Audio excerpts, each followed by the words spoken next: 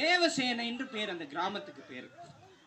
அந்த தேவசேனை கிராமத்துக்கு நாங்க வாரம் 2 நாள் போவோம். வாரத்துக்கு செவ்வாய்க்கிழமை புதன்கிழமை அந்த கிராமத்துல போய் ஊழியத்துக்காக போவோம், ஜெபம் பண்ணிட்டு வருவோம். அப்படி ஜெபம் பண்ணிட்டு இருக்கும்போது ஒரு நபரை அழைத்து கொண்டு வந்தாங்க. வயதானவர், ரொம்ப வயசு, எனக்கு தெரிஞ்சு ஒரு 75 அந்த ரேஞ்சுக்கு மேல இருக்கு. வயதானவர்.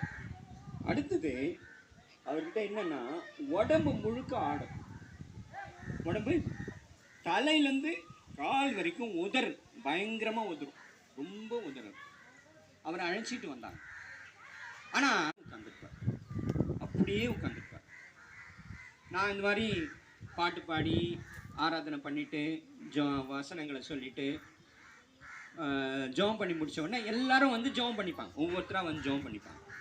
அப்படி ஜெபம் பண்ணிக்கும் போது கூட அவர் தொந்தரவே பண்ண மாட்டார். எனக்கு முதல்ல பண்ணிவிடுங்க சொல்லவே மாட்டார்.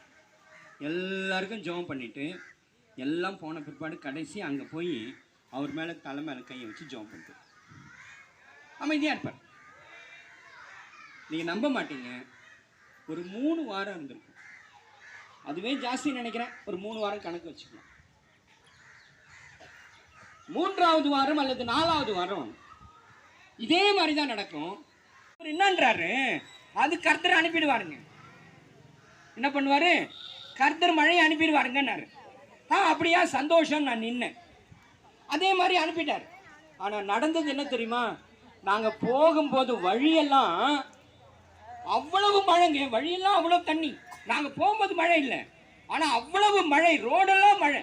அப்போ நாங்கள் நினச்சிட்டு போகிறோம், நம்ம ஊரில் நாங்கள் போய் ஊழியம் செஞ்ச இடத்துல ஒன்றுமே இல்லை, பக்கத்தில் என்ன 3 பேர் ஃபோன் பண்ணாங்க. 3 பேர் ஃபோன் பண்ணாங்க, அங்கே மழை இல்லையா, நீங்கள் போன இடத்துல மழை இல்லை, இல்லையே அங்கே மழை இல்லையே.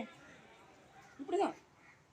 அப்போ எவ்வளவு அதிசயமாக கர்த்தர் நம்மை காப்பாற்றி கொண்டிருக்கிறார் என்று நினைக்க வேண்டாமா, யோசிக்க வேண்டாமா? எப்போ யோசிக்கிறதா உத்தேசம்?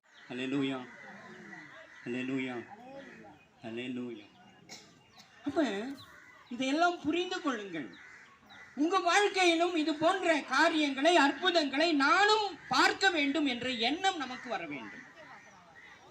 அப்ப அந்த எண்ணம் எப்ப வரும்? நாம் செயல்பட்டால் தான் வரும். என்னமாங்க, ஏமா இங்க பாருமா, அது யாராவது தூக்கின்னு போட்டோம், அப்புறம் பார்த்துக்கலாம். சரியா? நல்லா கவனிங்க, நல்லா கவனிங்க. இவ்வளோ சீரியஸான விஷயத்த சொல்லுகிறேன், நீங்க அங்க பார்த்து அங்க பிடிச்சின்னு தூக்கின்னு போதுன்னா நான் என்ன பண்றது சொல்லு பார்க்க.